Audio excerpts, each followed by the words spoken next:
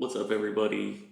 Zach, Sonics GM, back at it again with the next edition of the 21-18. Yes, it's 21-18, not 21-19. Evan, playoff round 2 edition. It's game time, baby. We had a fantastic set of playoff series earlier today. Lots of teams, 3 game 7s, 3, not 1, not 2, fucking 3. And bananas upset in Big Money Ken, taking down the Pistons in shocking fashion. We'll get to it. We'll recap everything. It was fantastic. You know, playoff round 1, my favorite time of year. We got some good matchups coming, but like, goddamn, was this morning just like, it was worth it, man. It was so good. So let's get into what happened. We'll recap the games and then we'll get into the predictions. So first off, we'll just go from the top down. We had the Sonics versus the Warriors. You know, I'm going to count this one as a dub for the Zachetology predictions. I predicted 4-2, I think. This went 4-1. And like I said, I think the Warriors were still slept on. Like, the Warriors played close. I think I won 3 of those games by less than 10 points, so they were close games. True fact, not that this helped or hurt me. I definitely meant to bench Bobby Boucher, not Robert Melendez. And when I went to rewatch the games, I wasn't watching the live stream, and I saw that after the first game, like, I just started prairie dog and it was bad. I was like so fucking nervous. But it turned out all right. And it's not like Jake underperformed. Smotus was kind of his standout player, but like, he just didn't have the firepower. What really happened was I switched to man defense, and I think I just took advantage of my defense. Like, I just shut Jake down. He's not a great offensive team. He's a good defensive team. Bobby Boucher was my only elite standout scorer. He was like almost 30 points a game on 64% true shooting. But I just put the clamps on his players, and that worked out really well. So, not a big shocker. Sonics move on. Next, we got the Nuggets-Lakers, which I predicted to a T. Actually, I kind of fucked it up because I didn't realize that the Lakers were going to have home court advantage. So I got the game rankings right, although really, had I known the Lakers had home court, I would have probably picked 4-2. But, you know, Itawin just killed them all over the place. I think Mickelson was probably the standout player. And props to Mickelson. You know, I was giving Evan's perimeter defense shit, and Evan clapped back a little, but the results proved that Mickelson was just a beast. I think he was like well above 60% true shooting on hella points, like well into the 20s. So well done, Edwin. The Spurs versus the Jazz. You know, I'm just gonna harp on how great I was at predicting shit at this point. Honestly, I mean, shit. I was talking about how Jeremy Barkley, getting him off Campbell, that was the magic matchup. And Jeremy Barkley went ham. I'm gonna pull up the stats right now because it's actually like, it's pretty bananas what he did. Let me pop that over here. So Jeremy Barkley in this series went for, wait for it. He went for 24 points a game on 71% true shooting, 71%. Oh my Lord. So I don't know if Dave listened to my rankings or not, or he's just a good-ass coach, but he felt my wavelength of moving Barkley off Campbell, taking advantage of that. That was fantastic. And so he just took the Jazz to town. So, you know, Palm sold out for this Michael Campbell squad, but now, I don't know, the age isn't there, so that's going to be tough. And then the Rockets, again, as predicted, like, you know, I think Max was talking about this in the stream, I don't know how people felt. They were like, Gel is actually playing kind of good offensively, at least in the early games in the series, I think in the first 2 or 3, and he definitely had a couple in the back end where he faded. They're like, Gel is producing offensively, but what you're missing, I feel, is like, even when Gel produces offensively, Bryant's power forward Pratt or his small forward Spencer was going off, and that's the price you pay with Gel, right? So not only can Gel not always be an efficient scorer, which we saw, he's also not a great defender because, right, he's undersized and he's like a B defender. Maybe he's B+. So it's a two-way problem with Gel. And so we just saw Bryant take Tom to town.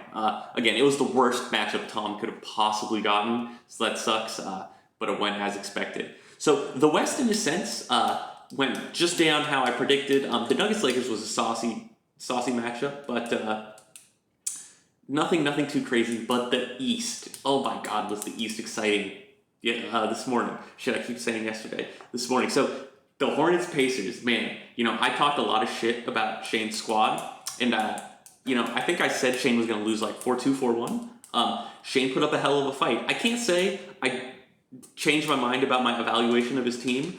it was just the ability for Lubo and Chuck D to carry the team far outweighed what I had expected. I mean, like, they were consistently accounting for 60-plus points and playing great defense. Like, the defense of the Pacers is very solid. And his other players, who I talked a bunch of shit about by calling them all scrubs, they can play good D, but they cannot score. And this is what ended up harming him, right? Like, the Pacers, they just could not put up points. Like, it would be like 35 from Chuck D, 25 from Lubo, and no one else could get to 10, it felt like. And when you have offensive problems like that, it's just going to come back to bite you. So Shane definitely got screwed with a little bit of the Game 7 home sauce, home cooking. But, you know, it happens. And so congrats to Tim. He's got a tough matchup. This is like the, you know, this next series, Pistons Magic, this was the, I mean, goddamn, this was the upset of all upsets. If I'm not mistaken, Pistons went up 3-0, and then Ken railed off 4 in a row. He broke the Game 7 home game curse. He won an away home 7. This matchup was crazy. And if you look at the stats, I think the standout player is Tad Vaughn. I looked at Tad Vaughn. He scored 18 or 17 points per game on 73% true shooting.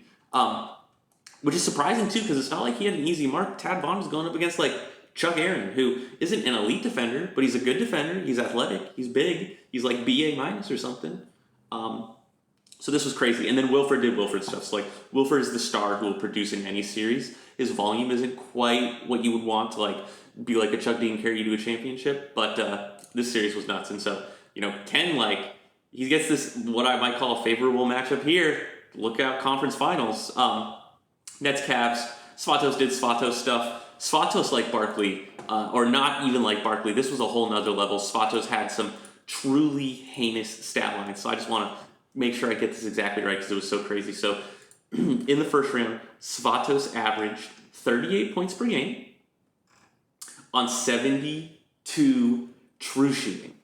I mean, like, dude, this is like, is literally like, he's an entire team's offense almost at that point. Like, you can have all your other points come at 45% true shooting, and you're still going to be potentially league best. It's absolutely ridiculous. So Svatos just went ham. And it ended up being a close series. It didn't end up being a close series because also, like I said, Iguana fouled out. Like, Iguana, like, it was bad matchups for Rick. So I thought Rick might do a little better. I think Rick got the Bradley Chang injury too, so that was just like adding on to the problem. So Jesse gets Svatos out of round 1. Congratulations. Let's go, Jesse. Not just a round 1 scrub. Welcome to round 2. You're about to get shellacked, but hey. And then Bulls Raptors, there's nothing to talk about here. 4-0. We all expected it. There wasn't even a line on this damn thing. So, yep. All right. So let's get to our predictions for the next round. So we'll start at the top. Sonics Lakers. So the season series, these two teams split. I think it was a home-away split, so everybody won all the home games. And if you look at kind of the biggest theme, I'm a little biased, obviously, because I'm the Sonics, but it felt like Idwin won on the back of some statistical anomalies, while the overriding theme across all the games was that Idwin doesn't have an answer for Bobby Boucher. Bobby Boucher went for like 45 twice, and then the games Idwin won, I remember one game I shot 3 for 20 from 3 as one of the better three-point shooting teams. That's just not going to happen every game, right? That's not a reliable way to win a game. And then in another one, Jack Mickelson went like 15 for 17, which again, I don't know is sustainable. Bobby Boucher, however, scoring 45 points because he's got a soft matchup is very sustainable, and he did it in half of the games. And so, at the very least, you know, since we split the home games, you'd think the Sonics will win 4-3 and 7, but I really think, you know, Idwin just doesn't have a great answer for Bobby Boucher. The problem is, like, Idwin's got a bunch of good but not great post defenders. And what's tough is, like, Morikawa is arguably his best defender because he's got the size, the athleticism, and the A- postie. But the problem is Morikawa's a fouler, and he's also a vital offensive piece. So, like, you go up against Bobby, you foul out because Bobby gets the ball all the time. And then I think the backcourts are a wash, right? Like, there's not going to be a lot of backcourt defense, and there's going to be a lot of backcourt scoring, and that's just how it goes. Riley Golden, Jordan Bessard, you know, some of them will go off, some of them won't. It's the name of the game. So I think the overriding factor here is, like, can he deal with Bobby Boucher? I don't know if Idwin can. And he also has to overcome the home court. So for that reason, I think Sonics probably take this one. I'll say in 7 to give credit to Idwin, but I'm honestly feeling maybe a 6. So I'll put it in as 7 just because I respect Italin, the work he did this year, bringing this team together. But I think inside is going to be tough for him. Now we get the Spurs Rockets. So the Rockets look fantastic, and the Spurs also looked quite good. And this is a very interesting matchup because I think Bryant is almost certainly the better team here. But I think Mantis has like the best matchup to beat Bryant. And the reason is again because of Jeremy Barkley. So Bryant, he's got great interior defense and stuff. I don't know how Hammond will fare. But what's so great about Barkley is like he can play 1 through 4. And so Mantis can just pick where to put Barkley in the obvious places to match Barkley against Leroy Spencer. So to put Barkley at the small forward and then use him as a way to take advantage of the terrible defense of Leroy Spencer. And, Barkley's a tolerable defender. All the things Spencer has, which lets him be such a great scorer, Barkley has to play defense, right? He's got the size, he's got the athleticism. So I think the Rockets are a better team. The Spurs have the matchup, but the thing is, I just don't know if the Spurs can actually overcome the power of the home court. So I think if the Spurs had home court, I would favor them. But the Rockets have home court, I'm going to favor them. I think this is also a 4-3. And I think we're going to get a couple of sparkling Jeremy Barkley games. And I'm interested to see if Bryant is willing to try and move Ricky Bobby to the small forward or the shooting guard. Like there's a bit of a matchup game, like where will Mantis put Barkley? And I think you want to get Ricky Bobby put on Barkley, and you want Spencer to not get matched up with Barkley. That's the magic.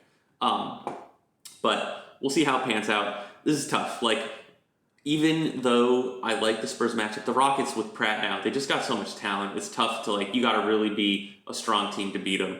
So I think we'll get the 1-2 seeds at the West. Lame, I know. But blame it on fucking Doc, man. He just, again, so mad Doc sold off all his good players to all the good teams in the West. It's just disrespectful. So now let's take it to the East. Magic Hornets. This is an exciting matchup. I don't think these teams really have championship expectations just because the Bulls are so damn good. But I think this is a great matchup. I think, on the Magic side, Trilford is going to really shine in this matchup. I think, the Hornets, if I'm not mistaken, have a pretty weak point guard. Let me check.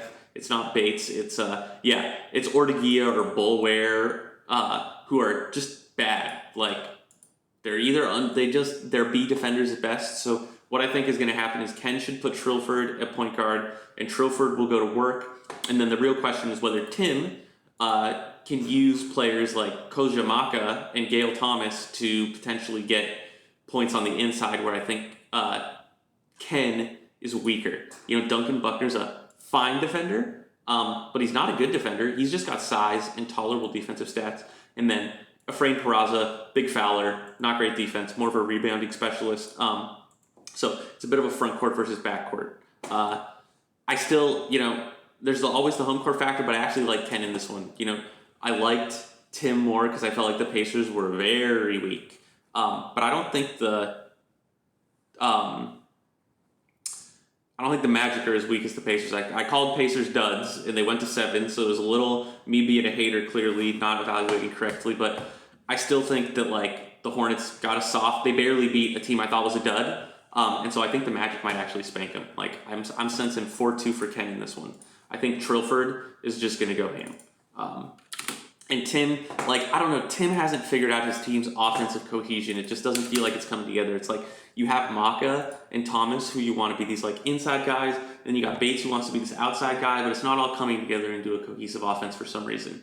And I don't know why that is necessarily, but that's kind of the issue for Tim. And additionally, I don't think Tim, Pat Williams is his magic guy he can use to shut someone down.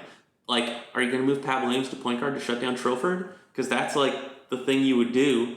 I mean, Tad Vaughn did play really well for the Magic, but shutting down Tad Vaughn, who averaged 10 points in the regular season, that's not going to break the Magic, I don't think. So I think it's going to be a very tough matchup for Tim. Very, very tough. And then we've got the Cavs Bulls. These are two simple, straightforward teams in the sense that the Bulls are just going to play their lineup and not give a fuck, and you have to be better than them, and they don't think anyone's better than them. And then with the Cavs, it's just, do you put Svatos at the small forward, or do you put Svatos at the power forward? And I think that obviously you do, if you're Jesse, is you put Svatos at the small forward because Broderick Evans is really good. And Juice Nockbar, while he's good, Doesn't quite have the athleticism, doesn't quite have the post-D, right? So there's always this question of like, if you're Svatos and you go inside with every attempt, which is basically what Svatos does, how relevant is Juice Nockbar's a perimeter defense? Does it come into play? Because Nockbar's a terrible post defender. So depending on how you feel about that, I think that's the most advantageous matchup. So in the perfect world, this is, the way Jesse wins is like Svatos goes inside, so Juice's defense isn't super relevant, and also by going inside, he gets Fred Miller in foul trouble. Like if he can get that wombo combo, then he's got a chance. The problem is like, really, is that going to happen 4 out of 7 games? I don't think so. Meanwhile, the Bulls just have to play basketball. Like it's really all that has to happen. And you could even like, the Bulls don't have to do anything. I think the Bulls are just better, like by a lot. The Cavs were an 8.5 plus minus team. The Bulls were a 19. When you have a plus minus differential of 10, like that's usually a sign you're so much better that it doesn't even. I think game plan can give you about 5 points of plus minus to work with. Maybe a little more in a perfect matchup, but like 10, no, it's just like your team's not good enough. So I think the Bulls are going to win this pretty clean. I'm thinking a 4-1 in the East. 4 for the Bulls, 1 for the Cavs. And that sets us up. I think we're clearly getting a special contender in the East now that the Pistons are gone, so that'll be fun. But otherwise, I think it's the 1-2 seeds. RIP Giannis, of course. So I think we'll get some saucy series, but I don't necessarily think we're going to see some crazy upsets. But the West ones are going to be close, so you never know, right? Like it's not impossible for us to see Lakers Spurs here. Could totally happen. So that's all I got this time. Stay money. Go Sonics.